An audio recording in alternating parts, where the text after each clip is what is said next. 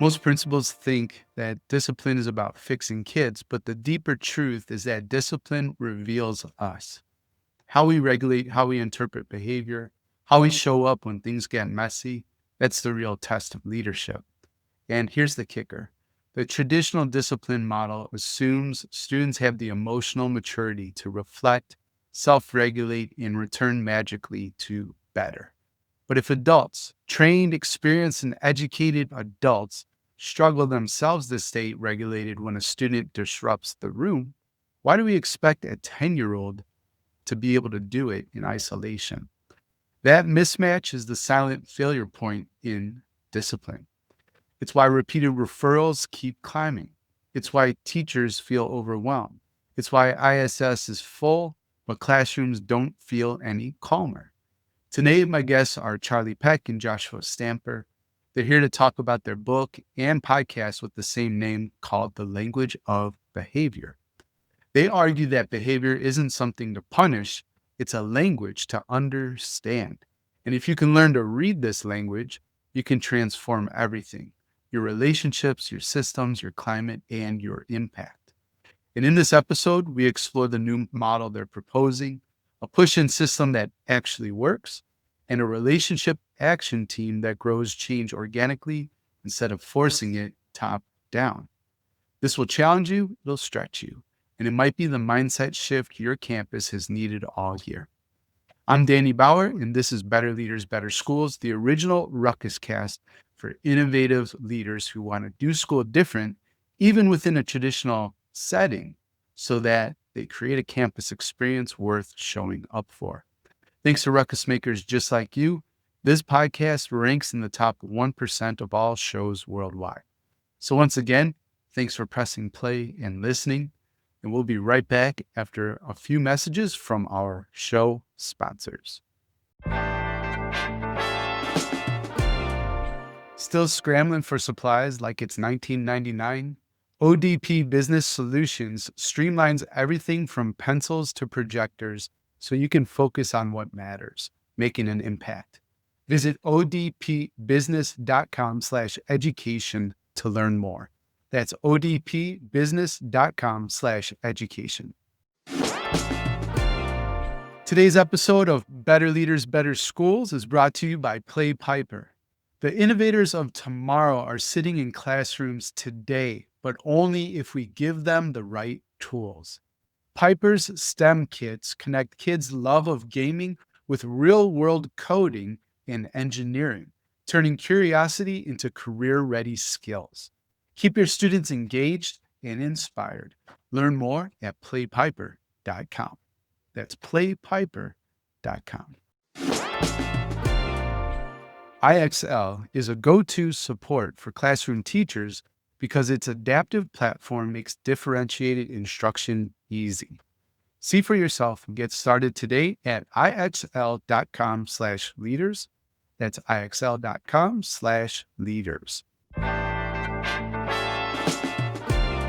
All right, the Charlie Peck and the other guy, thank you for coming to the show. No, but I'm so excited. I'm only saying that, Josh, because we have connected a million times on podcasts before. Yeah. Charlie, have you been on the show before? I can't remember, actually. It's been 10 years of content, so honestly. I know. I feel like I know we have done something before, and I believe I interviewed you at one point on my podcast, Thriving Educator. Holy smokes. I feel like all right.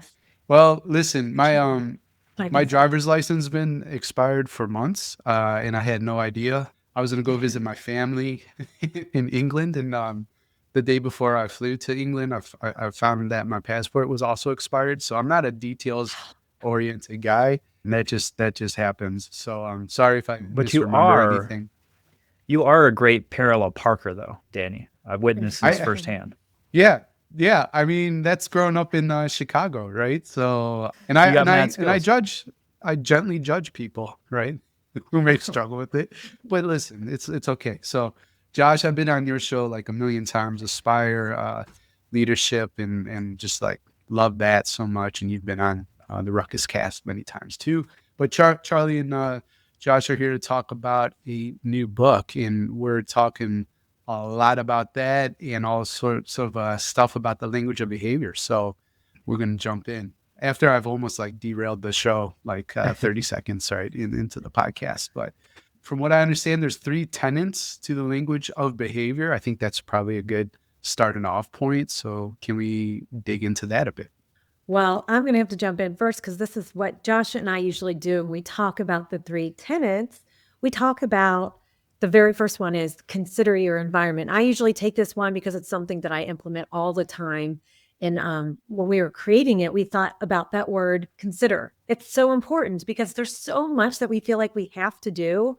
We just want people to consider what might be going on. And this is something that we actually use it's called a relationship inventory. It's a tool we use, and also the environment inventory. And so when we consider our environment, we consider our physical space that we're setting up, not just for kids in a classroom, also our office, the hallways, wherever you're setting that up, and how that might influence the sensory experience for other kids or other people there. People are coming in like other staff members and members of the public, parents, guardians. So we've got to consider kind of everybody. And when we think of the other kind of space, it's our social space. So how are we showing up? So that's the very first tenet. I'm going to hand it over to Josh for the second and third one. Yeah, of course. So the next piece of that is tenet 2, which is exploring the breakdown. So we're kind of looking at like the educational environment and what might be a trigger or might set a student off. And then also looking at the nonverbals of the student. So for instance, and we give examples of this, if a student is, brought out in the hallway with the teacher and they are stiff as a board and their eyes are glossy and their fists are balled up and, they're nonverbal and not responding, like what is that student telling you? And kind of the breakdown of the brain and kind of exploring why the student is in this state of mind and kind of how to get out of that. But then the third is responding intentionally, which is, of course, our students are not perfect. They're going to make mistakes. And so making sure that we have this whole model of teaching, but then also, getting students to accept ownership of their behavior, being a part of that process as far as looking at a way to have a consequence associated with that, but connected to the behavior. So there's actually identity of what is going on and how they can do it better. And then, of course, that teach piece of the behavior that we want in the future, because as we know, in that educational environment, they're going to see the same stressful situation or adverse situation where they're going to need these skills to possess to be better in the future. So kind of looking at all 3 tenets is really from the beginning of like kind of looking at your environment, be proactive, to all the way of like when students are making mistakes to responding in a very intentional way. Appreciate that. And when it comes to the inventory, Charlie, that you brought up, can you like break that down for us a little bit? For sure. So the social space and the physical space. So the physical space is the environment inventory. And this is something that we like to do when kids are misbehaving. I often tell teachers, listen, you're not worrying about the physical space for all the kids, because if there's something that's bothering them, like a noise or the lighting's off, they're not misbehaving. So they're just adapting. And so we don't need to look at that. We can use this as a tool to go through. It's kind of like a checklist that we do. What are the surges? What are the sensory surges that might be kind of impacting the kid and their level of discomfort, depending on what their nervous system is doing? And so that's also like, what are the calm currents going on in the classroom? Like, what is going well already? What do they might need more of? And this also goes back for the teacher, because we need to show up calm and we need to consider our own sensory space and what our experience is. So it's like a checklist, and it really does go down. Like when Josh and I work with staff members, we literally will get this whole thing out. It's several pieces of paper here. It's like front and back. It's a huge checklist, but it can pick up some of those disturbances that we may not be thinking of. The same goes with the relationship inventory. It is just like, how am I showing up to kids? What are they seeing? What are they experiencing from me? Am I hovering too much? I even say for my 18-year-old students, get down to their level. They hate it when you're in their space. So just consider that, right? Just consider what you might look like to them and sound like to them. I cannot tell you how many people, Danny, tell me when they have ADHD, how many times they tell me when I work as a therapist with these kids in these schools. And they say, the teacher's voice sets me off. It's too loud, or it's annoying to me, or kids are talking around me. So if we can use an environmental piece there to help identify what's going on, we can just mediate these behaviors very quickly. Oftentimes it's pretty easy. What do you think, Josh? Yeah.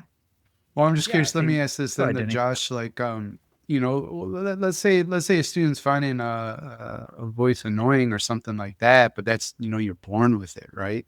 So how might you coach me as an educator? Like, what do I do, and how do I also maybe not take that? I'm guessing some classroom teachers might take that even personally, possibly, Mhm. right? Because this Yeah. is like who I am, how I speak, and it's triggering. Now what?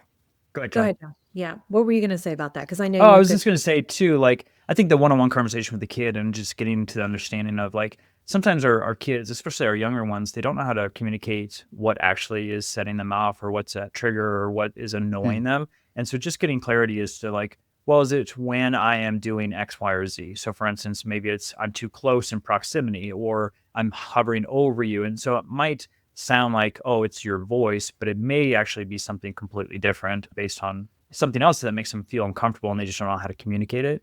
And we always say, like, when you're communicating with a kid, make sure that you're being a window, not a mirror. And so sometimes our kids can be volatile in their communication, or maybe they're annoyed, and so they're giving off some nonverbals or even verbal communication that seems kind of harsh. And instead of taking it personal, just allowing it to go through you, modeling a correct communication style, but then also really asking clarifying questions to get to the bottom of the root of the issue versus just, you know, getting upset and annoyed of, oh, okay, it's just me that you're annoyed with, or I'm the trigger, or, taking offense to that.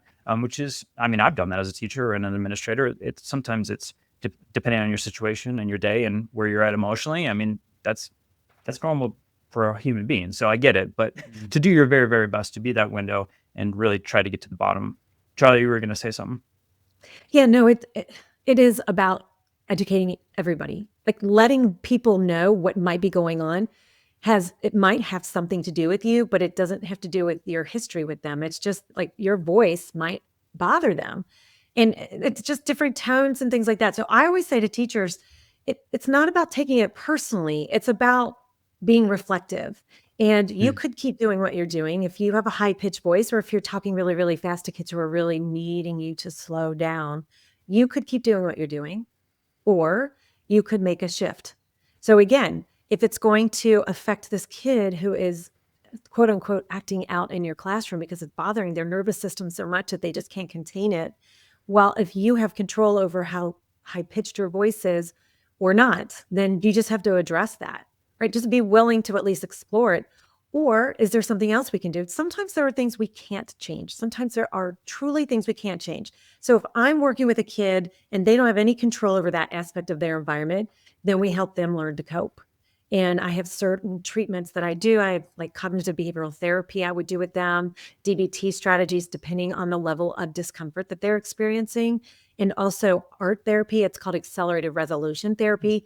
Oftentimes that goes back to trauma, and it's going back and dealing with the root of the problem, and I'm helping them process that so that when they show up to your class again, their nervous system isn't as dysregulated. Got it.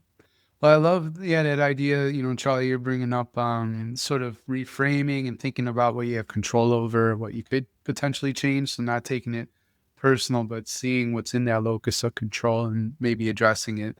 And Josh, your point about being a window, not a mirror, right? So you're not absorbing, reflecting back and getting triggered yourself, but letting that flow through and getting curious, right? I think getting curious is a really important skill for educators and leaders, a foundational one if you want to be effective. So, language of behavior, we're really talking a lot about transforming discipline, I guess. And there's sort of a traditional model out there, and you're proposing a new one. So, what do you think are the critiques of the problems, I guess, with traditional ways of disciplining students? I'm going to have Josh start this off because his lens as an administrator is what sparked that third tenet, especially. So, Josh, why don't you take that? Yeah, I think with the traditional model, as far as my administrative career and seeing the data, every single month that we were in session, we saw a spike in referrals and student behavior. And then not only student behavior, but repeat offenses by those students. And so what I was frustrated with as an administrator was like, well, obviously what we're doing as far as detentions, ISS, OSS is not helping, not working. And for myself, I was feeling really, really frustrated. So at the same time, Danny, we were going through a foster care training as myself and my wife were going through that process. And there's a lot of training that goes with that. The things that they were teaching us there were completely different, and it was really more relationship based and looking at a brain that has gone through trauma, and we learned a whole host of things. I think my main like aha moment in that training was when they talked about a time in versus a time out as a parent. So I don't know if you've heard this saying before, but like a time in is similar, but it's a little bit different. So time out, everyone knows, like, if you have a great relationship with the child, there's no trauma in their life, there's a healthy relationship there, and they're doing something wrong, you say, go take a time out, right? Go to your room, do a timeout. And the idea is for them to take a break and lose the activity and whatever they're doing. Well, the time in is where the child is doing the exact same thing, but they're doing it with you, right? So it's that co-regulation piece. You're with them, but you're also creating this bond of saying, like, you've done something wrong, but I'm not sending you away. I still love you. You're still part of this family. You're doing that through a time in. So it's very similar, right? The child doesn't get to do what they want to do, but they are taking a quote unquote time out. It's just with you versus being separated and going somewhere else. Well, in a timeout, I have 3 boys that are very similar age. So it looks like WWE in my living room sometimes. So, I mean, when they're like going off the couch and they're playing, well, obviously, if a kid takes an elbow to the head, well, that situation is going to escalate. Well, as a parent, I could throw them all in their room. And if I did that and I said, you know what, you've done a terrible thing, go to your room and be there for the entire day. You're going to be there for 8 hours. I will bring you your lunch, but you're going to be in that room for 8 hours. Well, everyone that heard that story would look at me and like, you're a terrible father. Like, that's not going to solve anything. But we do that in schools all the time. A kid gets in trouble and we send them in a room. We send them there for a very long period of time. And we just assume that they're going to reflect on their behavior. They're going to build new skills. They're going to go back into the educational environment, have a wonderful relationship with that teacher. There's going to be no animosity, and their behavior is going to improve with time. And we just think this is this magic pill, this room of, magic, essentially. And so for me, I think that's asinine. If as a parent, you look at me and think horror stories of how I'm dealing with my kids, but then you flip on a dime and say that's okay in our schools, that's, for my brain, that doesn't make sense. So I brought that to my admin staff and I said, we need to do things different, right? So with that, that's where the third tenet came from, and responding intentionally and making sure that our children, our students are learning new behaviors, reflecting, seeing who is affected by their decision making, and then also making sure that our relationships that are broken are repaired. Yeah, it's wild because when you say it like that, it seems so silly. You know what I mean? And you're really assuming a lot in terms of the kid's ability to reflect and be emotionally mature and take ownership and want to change. And here they are, they come back to class, high-fiving their peers and like, don't worry, guys, right? No more disruptions. I'm going to treat you all really well. It's going to be an excellent year. I've learned from my mistakes, but it works. I think it works for the adult, right? Because they get to say goodbye for whatever period of time. And I don't know if I don't think it's irony. The interesting thing about that is the adult probably needs to do some reflecting and emotional regulation. So getting rid of the problem kid gives them some space to do that. And maybe that's why it's such a widely sort of accepted model. I don't know. Anything you want to add to that, Charlie? Yeah, well, I do want to stick up for the teacher a little bit here because it is overwhelming to be a teacher. It is hard to do those things. And especially, here's what it is. I would say, I bet those teachers do go home and feel bad. I bet they go home feeling overwhelmed. They dread going back to that class because they just don't know what to do. And when we don't know what to do, we keep doing the same darn thing that wasn't working before, or we do nothing, and then we feel overwhelmed and we feel unsupported by our administrators. And it's a cycle that teachers have found themselves in. Here's the thing. We don't equip them in teacher programs. I mean, we don't tell them how to do classroom management. If you want to call it classroom management, teachers will call it that. But really what it is this. It's about meeting everybody's needs. How am I getting my need met or not? And when I'm not getting my need met, especially over and over, especially when I have an audience or I haven't eaten and are tired, Or my mom yelled at me before I got to school this morning, and I'm worried about going home and facing the consequence of whatever happened. I'm carrying that with me all day. So I have an unmet need, or I've got a nervous system that is just so already dysregulated. And then I'm supposed to function and listen to a boring lesson that I'm not interested in anyway. I don't know. And there are just so many of those factors going on. So I just think that like the teacher is overwhelmed and unequipped. They tell us, we just want some more skills. We want to know how to address this. We want to know how to prevent this. We actually want the kids to want to be in our class and to stay here. We want to be kind of a professional classroom manager here. I don't know how. So that's why Yeah. Josh and I step in, and we get to do a lot of different things with them, give them some basic training there, but also coach them along the way so that they can be successful. Yeah.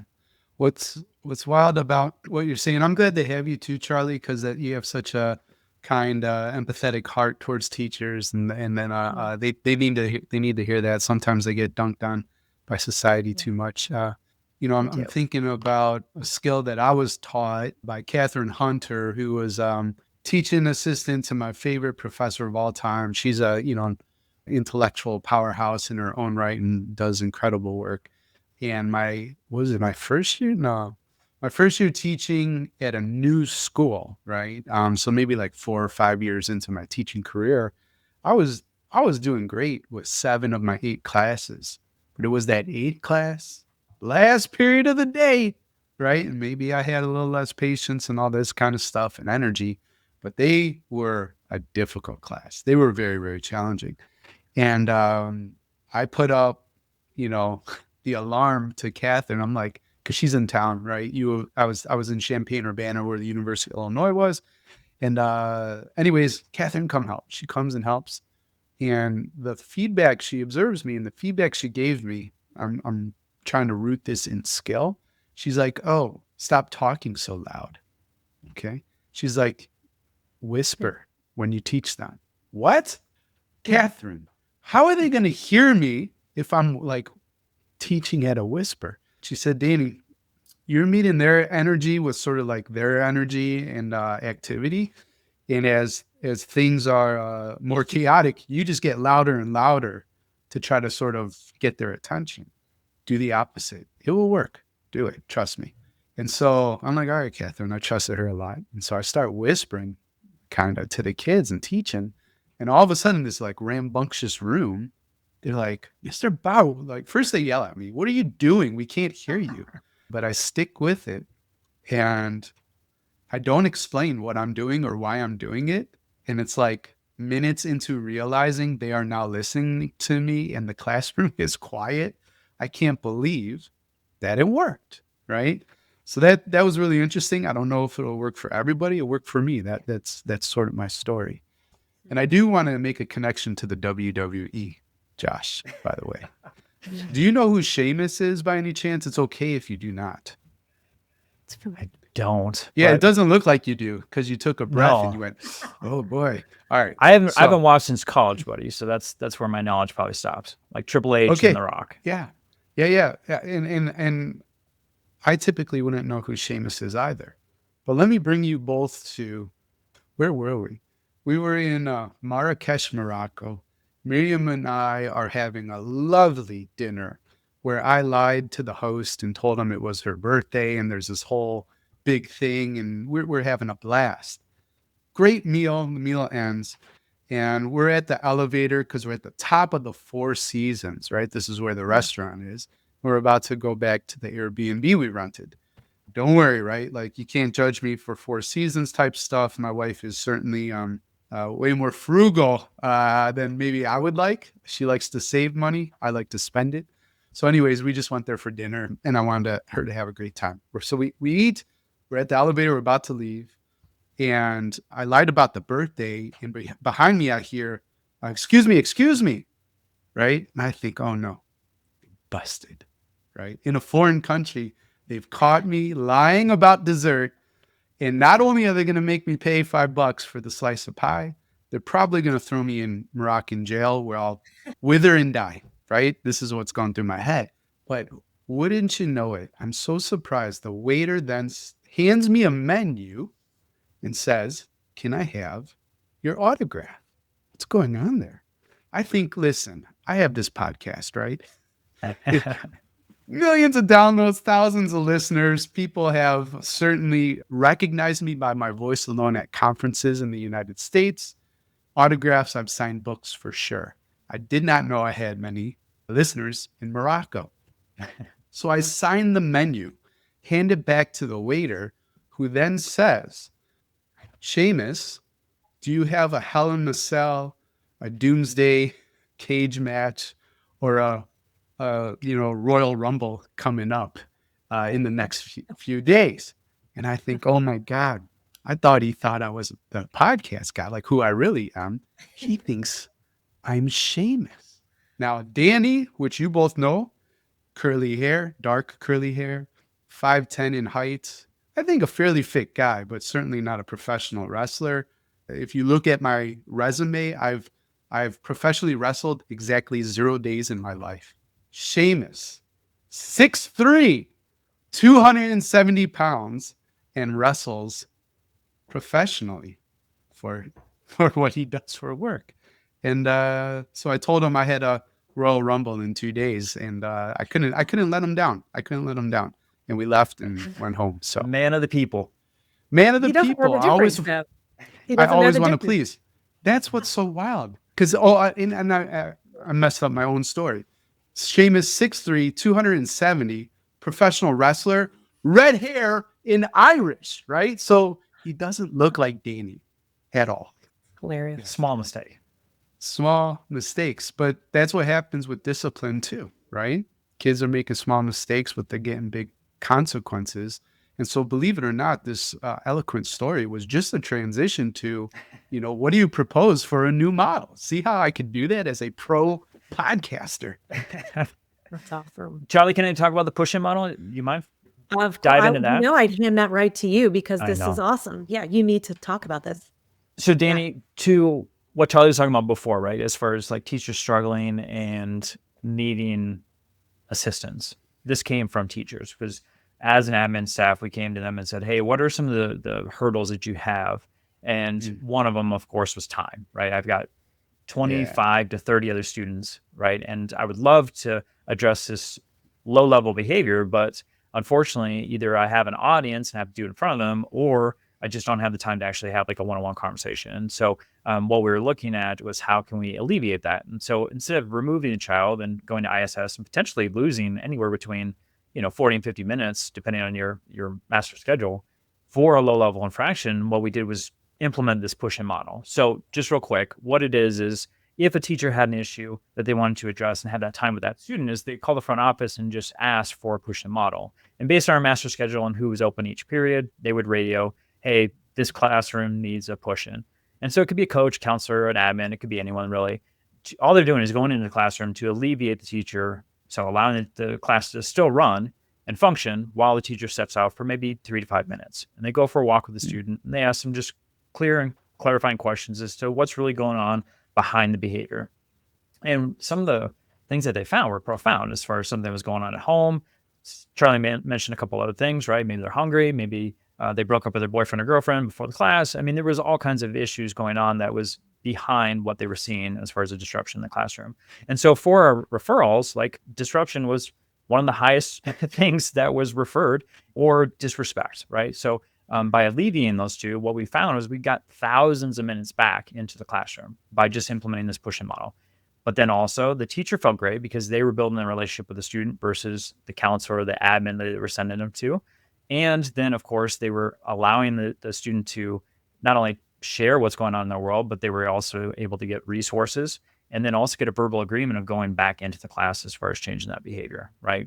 Mm-hmm. And so we got to have the students with the content expert. So not only did our ISS time go down, but we also saw that correlation of grades going up. And what's really important too is our state scores went up also because our students were the ones that needed to be the most were in that classroom, that teacher. So all folks were really happy with that system. In addition to the parents knowing about this being implemented and knowing like, I would rather my kid have a conversation with the teacher, get to the bottom of what's going on, go back into class versus spending a ton of time in ISS and not getting the content, maybe trying to work with the ISS clerk.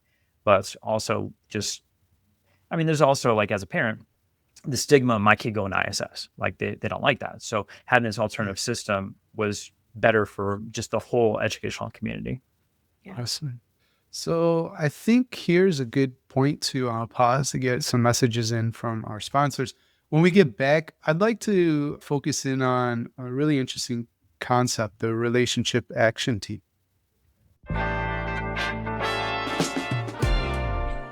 ODP Business Solutions, formerly Office Depot Business Solutions Division, has been a trusted partner for schools for 30 years. At ODP Business Solutions, we're by your side to meet your evolving education needs. Let's talk about what keeps ruckus makers up at night. Creating engaging learning spaces while juggling budgets, safety protocols, and those endless supply lists. Here's the game changer. ODP Business Solutions helps you tackle it all. We're not just another vendor, we're your strategic partner in transformation. Want to turn a tired computer lab into a STEAM innovation center? We'll help design it. Need to keep 8 schools stocked and spotless? We've got sustainable solutions that scale. Looking to upgrade from whiteboards to interactive displays? We'll guide you through the entire process.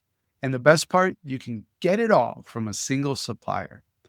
That helps you simplify ordering and streamline budgeting while staying compliant with easy access to cooperative contracts. However you want to advance, ODP Business Solutions has 30 years of experience helping districts like yours get ahead. Visit odpbusiness.com/education to learn more. That's odpbusiness.com/education. As educators, we've all seen it. That bright student who checks out of math or science because they feel it's just not for them. Play Piper is here to change that. With award-winning STEM kits and coding curriculum, students move from passive learning to active building. They see how creativity, problem solving, and innovation all come together, and they love it. If you're looking to bring more engagement into your classroom, discover how Piper supports teachers and empowers students at playpiper.com. Again, that's playpiper.com to learn more. Teachers love the support that IXL provides in the classroom, and ruckus makers love it all as well, because IXL also gives school leaders meaningful insights on every level. Put your finger on the pulse of student performance with IXL and its dashboard to drill down to see progress and growth for individual students.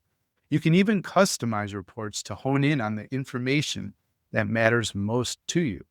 IXL helps ruckus makers make data-informed decisions that will benefit their students' growth goals. Get started today at ixl.com/leaders.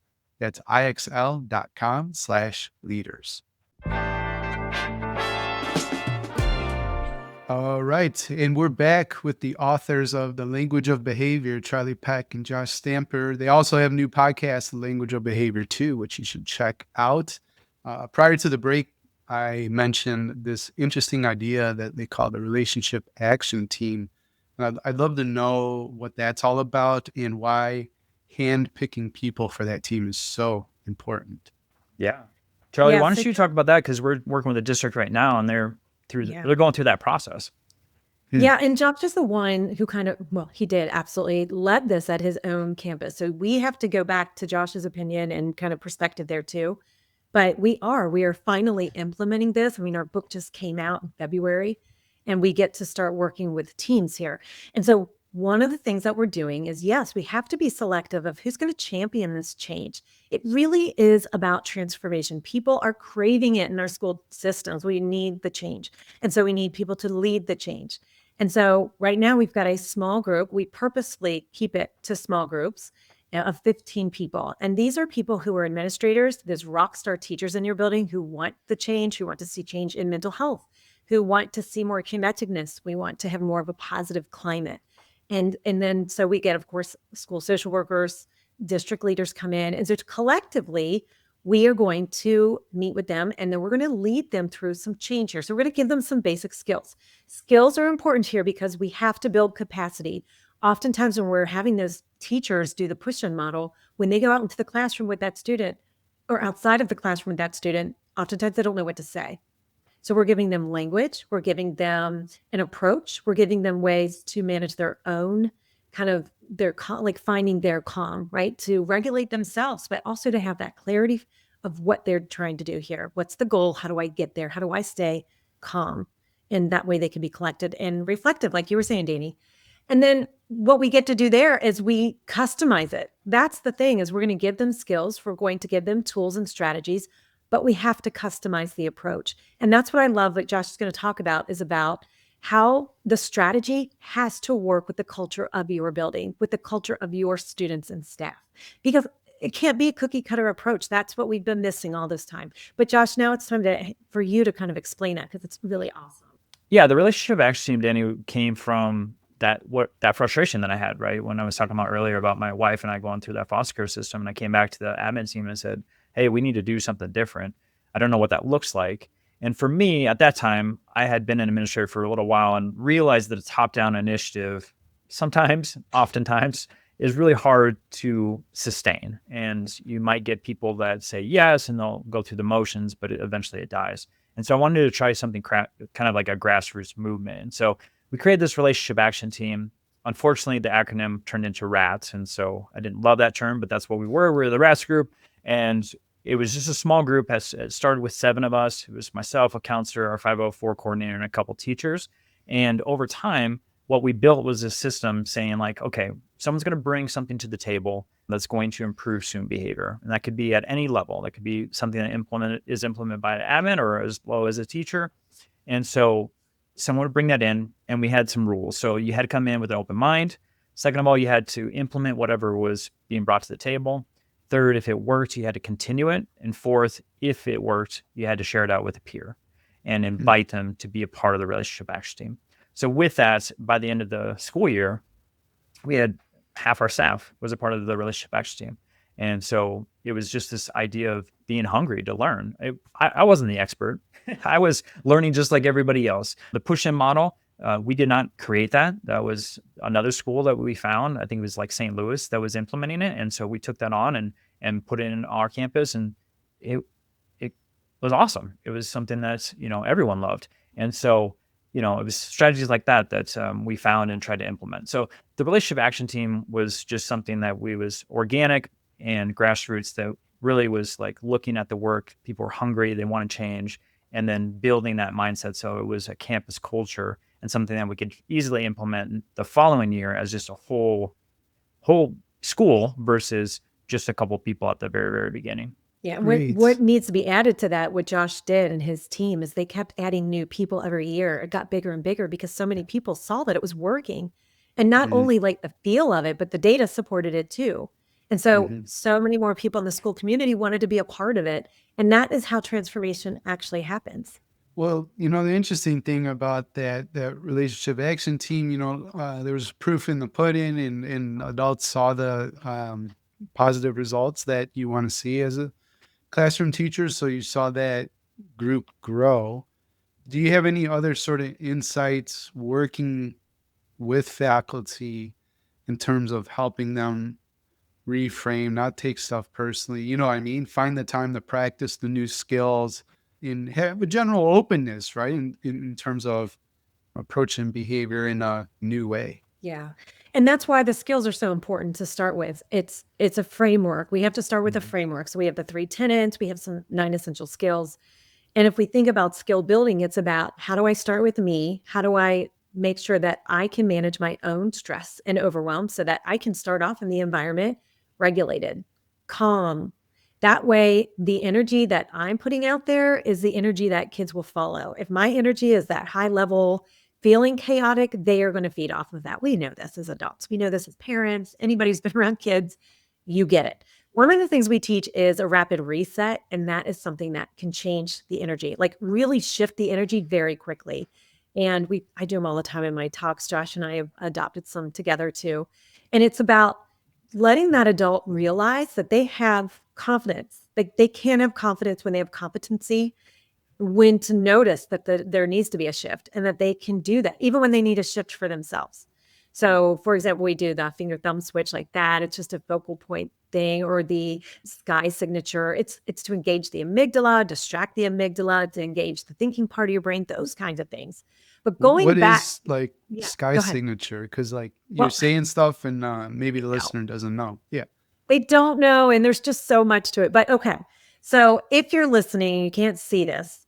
What you would do is you would take your non-dominant hand, the hand that you don't write with, and this is a quick way to do it.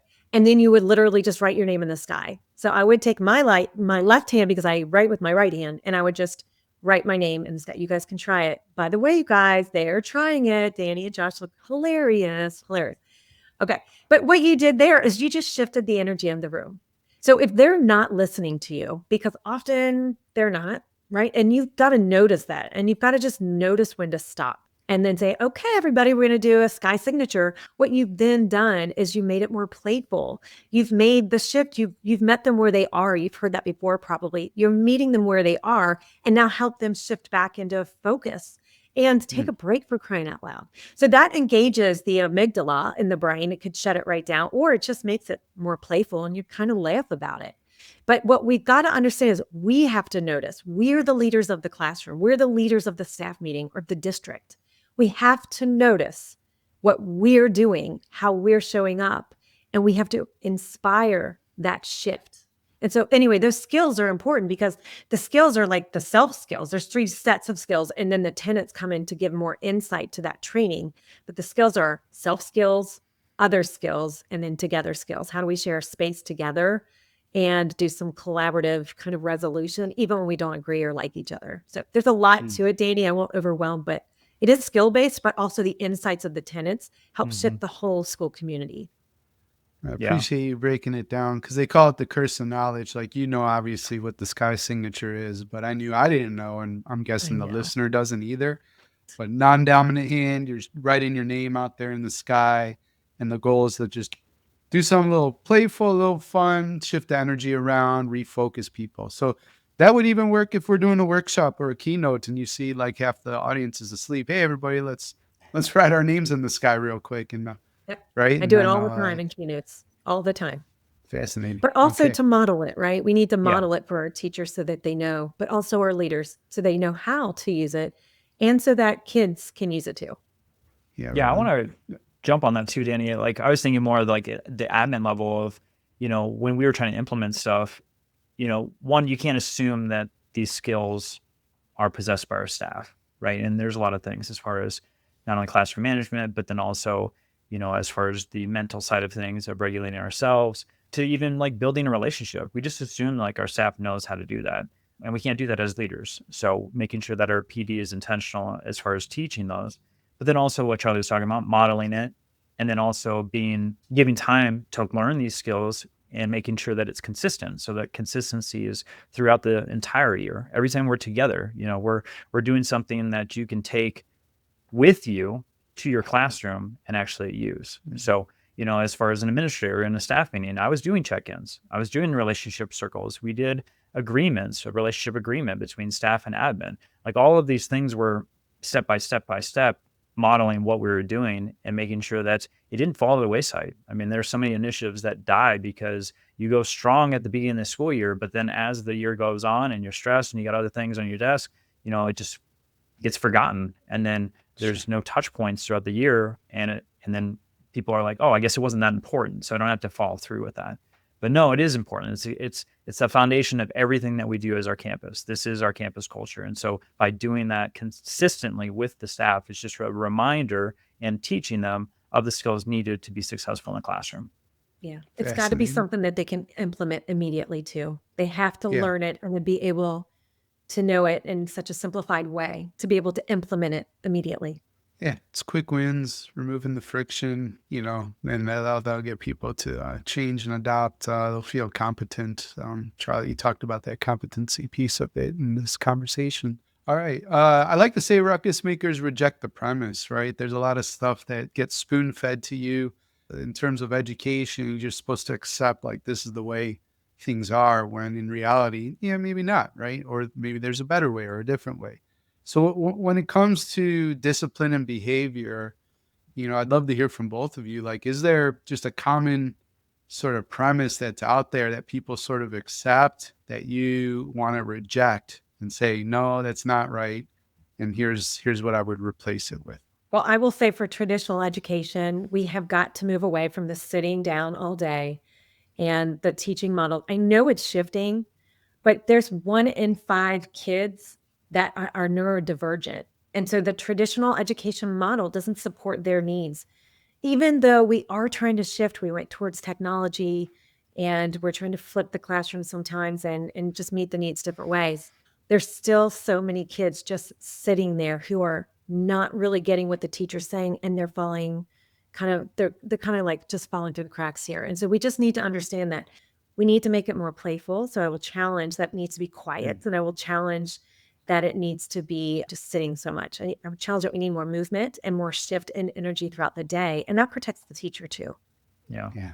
Danny, Great. I'm going to just state a quote real quick from Dr. Dan Siegel.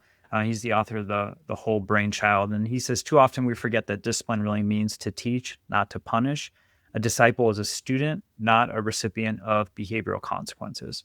And I think in education, we've really made that shift to the negative, and thinking that when we're looking at discipline for a child, that it's only to make it hers, to make it so that it's fear-based, that we want to make sure that they are adversive to that behavior based on the consequences provided, versus what's most important, which is the true meaning of the word, which is to teach.